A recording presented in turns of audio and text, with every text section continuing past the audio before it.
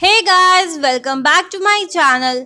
आज के इस वीडियो में हम बात करने वाले हैं section 194S TDS on transfer of virtual digital assets and circular number 13 और 2022। सो गाइस, आज का ये वीडियो उन लोगों के लिए है जो या तो वर्चुअल डिजिटल एसेट्स में इन्वेस्ट करते हैं लाइक क्रिप्टो करेंसीज या फिर इन्वेस्टमेंट करने की सोच रहे हैं। सो प्लीज़ आप इस वीडियो को पूरा एंड तक देखिएगा अगर आप वर्चुअल डिजिटल एसेट्स में इन्वेस्ट करने वाले हैं या फिर ऑलरेडी एग्जिस्टिंग इन्वेस्टर हैं। So let's start the video. Before getting into section 194S, we have to first understand what are VDAs. Basically, virtual digital assets are subsets of all digital assets which are transacted on a blockchain. For example, your NFTs, cryptos and other virtual assets.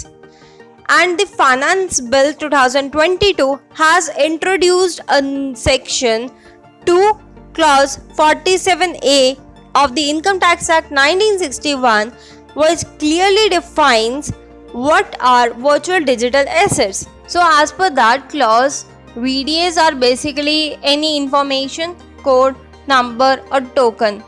ज़रूरी नहीं है कि वो Indian या foreign currency में ही हो। They are basically generated by cryptographic means and यहाँ पर डेफिनेशन में ही ये यूज़ कर देना code, information, number, token etcetera. ये डेफिनेशन को एक एग्जॉस्टिव डेफिनेशन बना रहा है जिसमें क्रेडिट कार्ड्स के, फॉर एग्जांपल क्रेडिट कार्ड्स के आपके रिवॉर्ड पॉइंट्स होते हैं, आपके जो भी शॉपिंग साइट से रिवॉर्ड पॉइंट्स होते हैं, वाउचर्स होते हैं एटसेट्रा, वो सब भी वर्चुअल डिजिटल एसेट्स में आपका इंक्लूड कर लिया जाएगा। And these are basically digital, कोई भी आपका जो वैल्यू है उसका डिजिटल रिप्रेजेंटेशन है जो कि एक्सचेंज विद और विदाउट कंसिडरेशन आप कर सकते हैं विद द प्रॉमिस और representation of having inherent value और functions as a store of value और unit of account including its use in any financial transaction और इन्वेस्टमेंट। आप इनका कहीं भी फाइनेंशियल ट्रांजैक्शन या इन्वेस्टमेंट में आप यूज़ कर सकते हैं but not limited to investment schemes. But इनका जो स्कोप है वो इन्वेस्टमेंट स्कीम तक ही लिमिटेड नहीं है, उससे भी ज़्यादा स्कोप है इनका। एंड ये आप इजीली ट्रांसफ़र कर सकते हो, स्टोर करके रख सकते हो, ट्रेड कर सकते हो इलेक्ट्रॉनिकली। देन आपका इसमें NFT that is non fungible token और any other token of similar nature आ जाता है जिसे आप किसी भी नाम से कह सकते हो। और इसमें एनी अदर डिजिटल एसेट्स आएंगे जो भी सेंट्रल गवर्नमेंट नोटिफिकेशन के थ्रू ऑफिशियल गैजेट में टाइम बाय टाइम स्पेसिफाई करते जाएंगे। सो अब हम बात करते हैं section 194S TDS on transfer of virtual digital assets की। ये सेक्शन फाइनेंस एक्ट 2022 में इंसर्ट किया गया था एंड इसकी एप्लीकेबिलिटी जो है वो है विद इफेक्ट फ्रॉम 1 जुलाई 2022। इसमें जो एक पर्सन, किसी भी रेजिडेंट पर्सन को, यहाँ पे याद रखिएगा यहाँ पे सिर्फ रेजिडेंट पर्सन की बात की गई है, नॉन रेजिडेंट का जिक्र नहीं है इस सेक्शन में। तो जो भी पर्सन, रेजिडेंट पर्सन को जब वर्चुअल डिजिटल एसेट्स ट्रांसफ़र के टाइम पे कंसिडरेशन पे करेंगे तो जो पर्सन पे कर रहा है वो पर्सन इस सेक्शन के अंदर टीडीएस डिडक्ट करेगा एट द रेट ऑफ 1%। अब ये 1% किस अमाउंट पे होगा?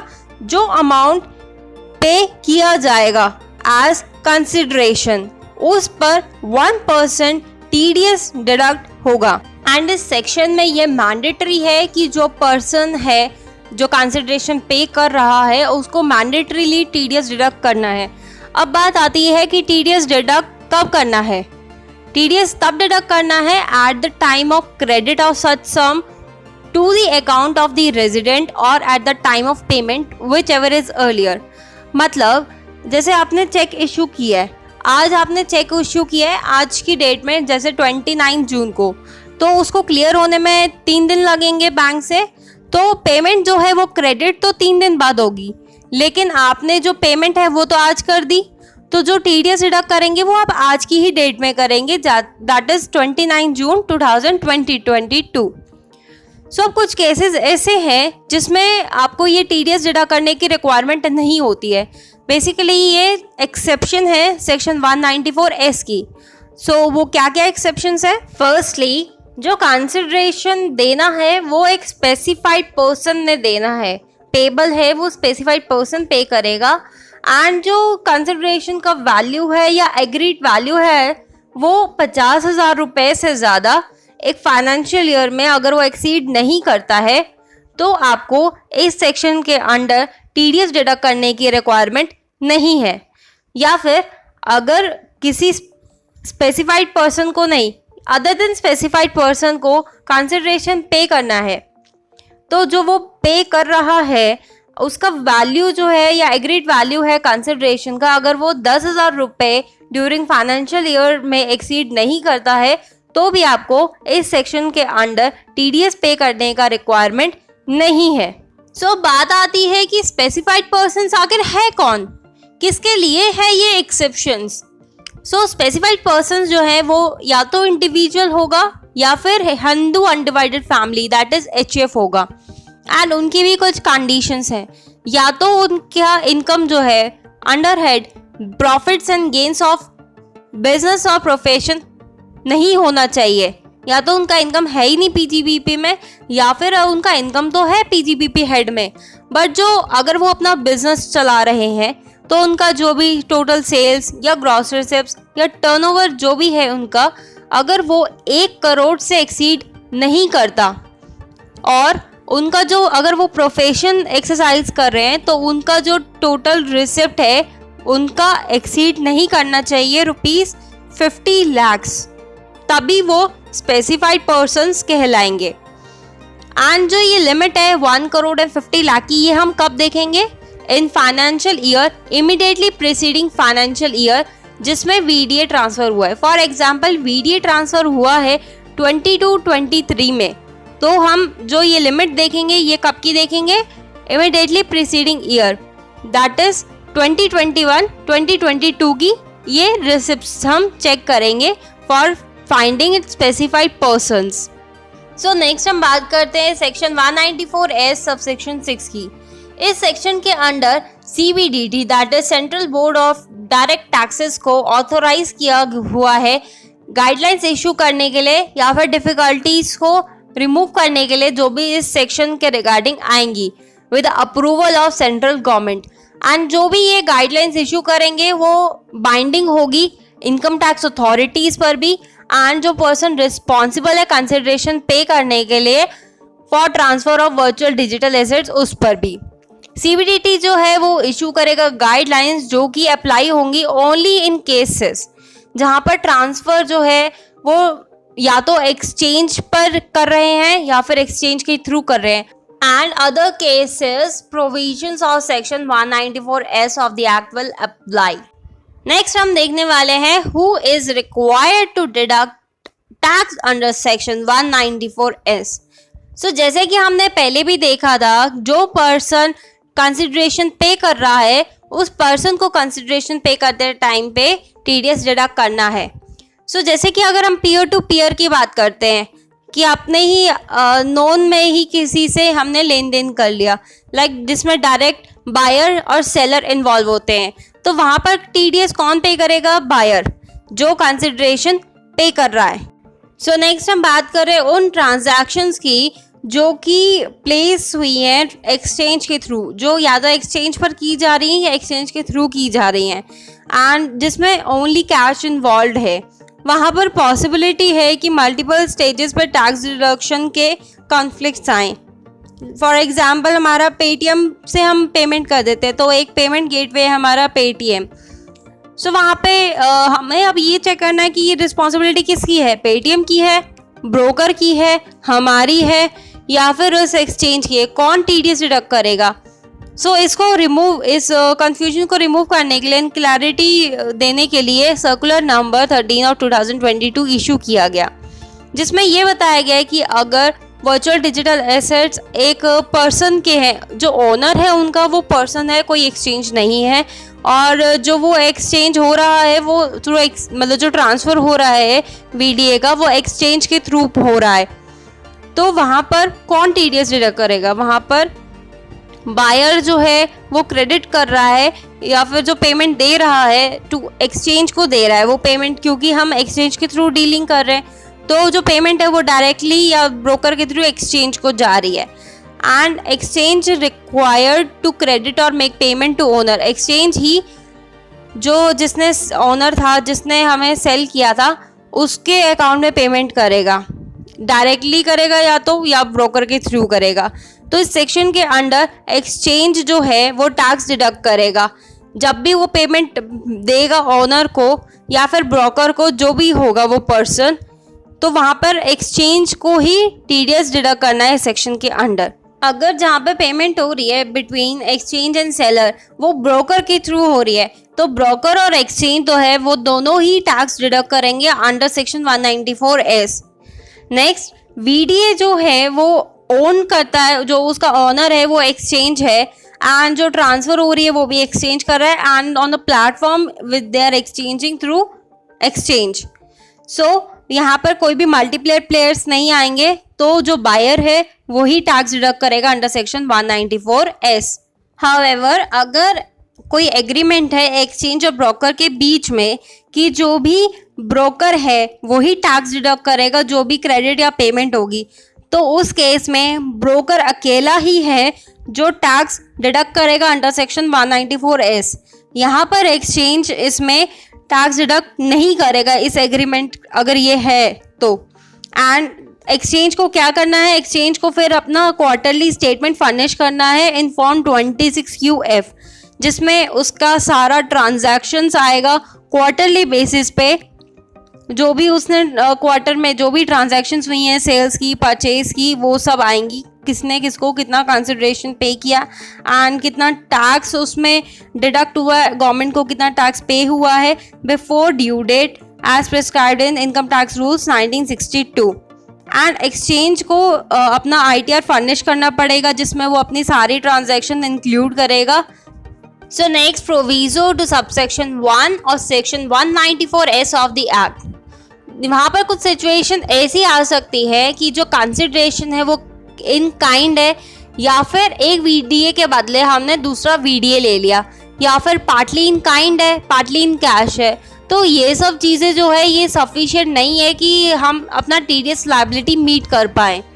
उस केस में क्या होगा, जो पर्सन रिस्पॉन्सिबल है जिसको कंसिडरेशन पे करना है उस पर वो टैक्स डिडक्ट करे एंड वो डिपॉजिट भी करे, पे करे अपना tax before releasing the consideration, अपना कंसिडरेशन उसको देने से पहले।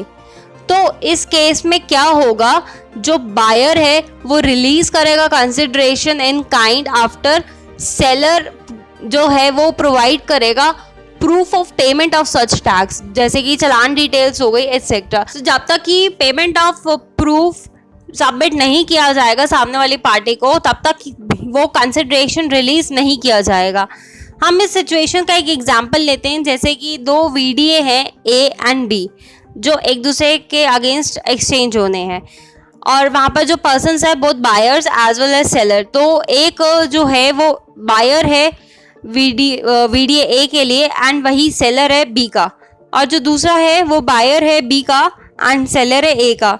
तो वहाँ पर दोनों को ही अपना जो टैक्स रिस्पेक्टिव टैक्स है वो with respect to transfer of VDA उनको अपना टैक्स पे करना है एंड एक दूसरे को शो करना है उसका evidence, for example challan details, तो कि उसे कंफर्म हो जाए कि उन्होंने टैक्स पे कर दिया है। उसके बाद ही वो एक्सचेंज होगा एंड एक्सचेंज होने के बाद यहीं पर काम ख़त्म नहीं होता है, उनको अपना जो है एक TDS का स्टेटमेंट भी देना पड़ेगा बाद में एंड उनको ये सब डिटेल्स जो है वो फॉर्म नंबर 26Q में इंक्लूड करना है।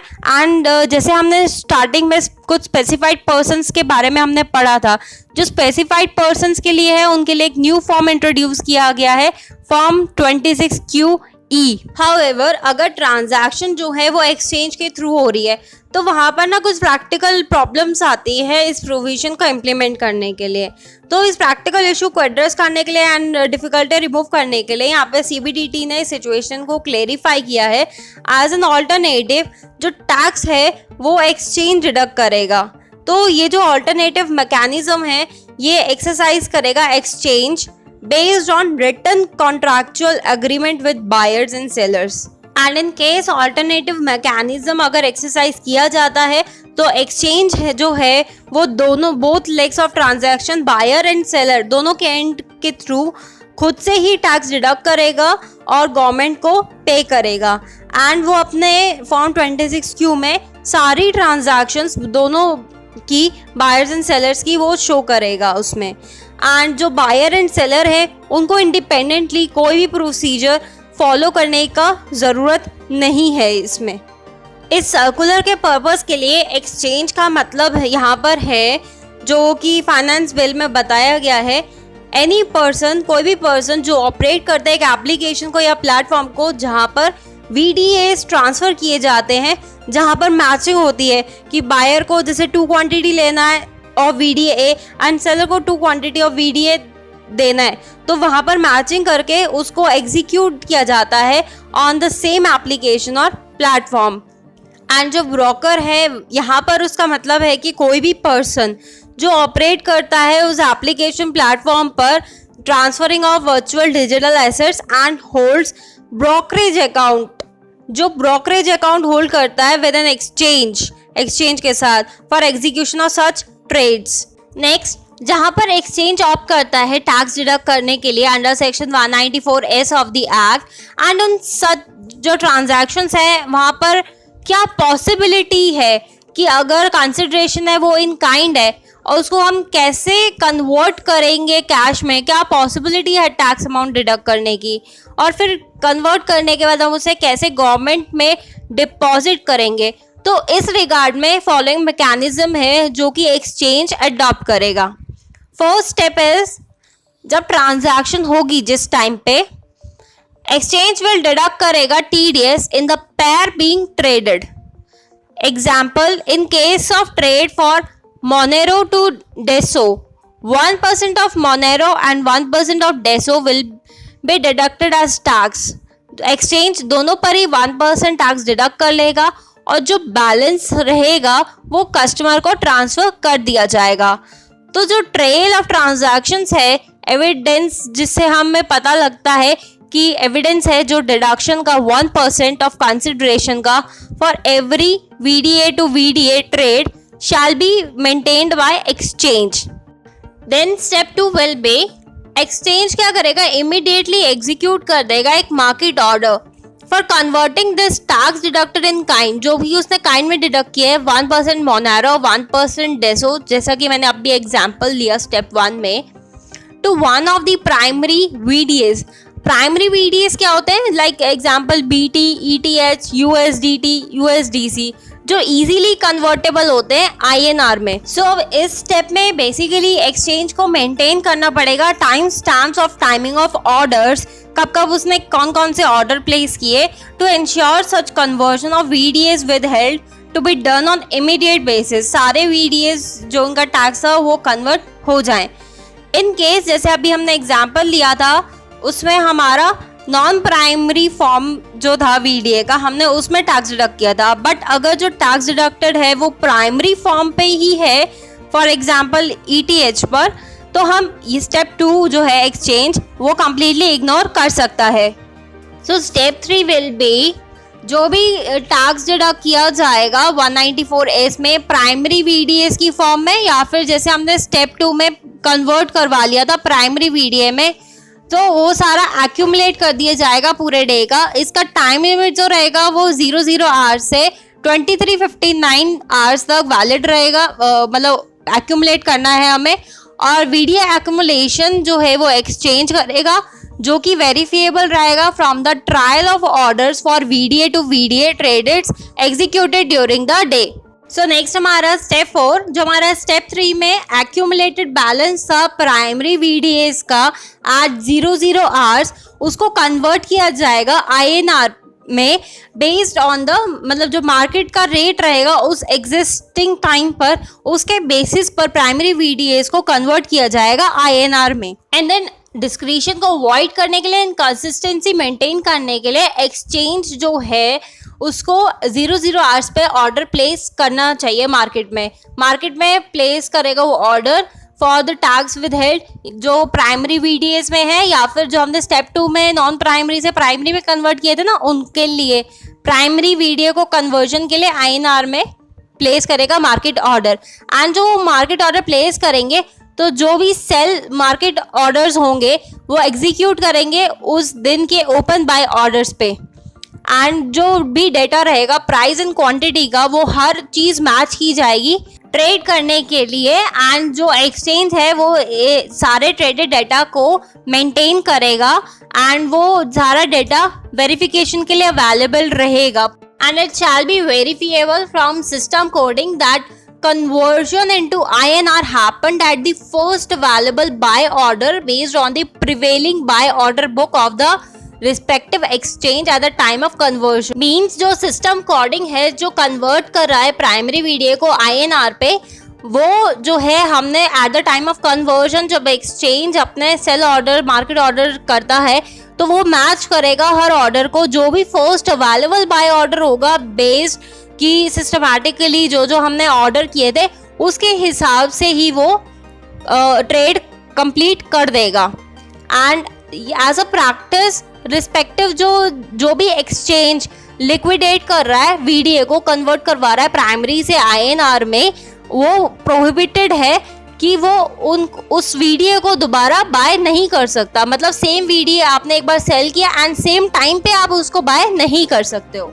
So next step number 5, customer को ईमेल के थ्रू एक कॉन्ट्रैक्ट नोट इशू किया जाएगा, जिस कॉन्ट्रैक्ट नोट में ये इंक्लूड होगा कि उसका टैक्स विदहेल्ड कितना था in kind under section 194S and कितना अमाउंट उसका INR में रियलाइज हो गया है उस टैक्स विदहेल्ड की वजह से। And the last step says that जो भी आपका टैक्स विदहेल्ड था काइंड में under section 194S of the act, जो कि कन्वर्ट किया INR में, जो भी हमने स्टेप 1 से स्टेप 5 तक अभी ऊपर प्रोसीजर्स देखे हैं, वो सारा डिपॉजिट कर दिया जाएगा गवर्नमेंट अकाउंट में as per the timeline and process given in income tax rules 1962 by the exchange. And it is clarified that कि कोई भी फर्दर TDS नहीं लिया जाएगा for converting tax withheld in kind in form of VDA into INR or from one VDA to another VDA and then into INR.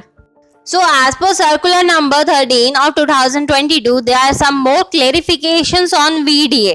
So firstly, it is clarified that once tax is deducted under section 194S of the Act, then tax would not be required to be deducted under section 194Q of the Act, which means that section 194S is having overriding effect on section 194Q of the Act.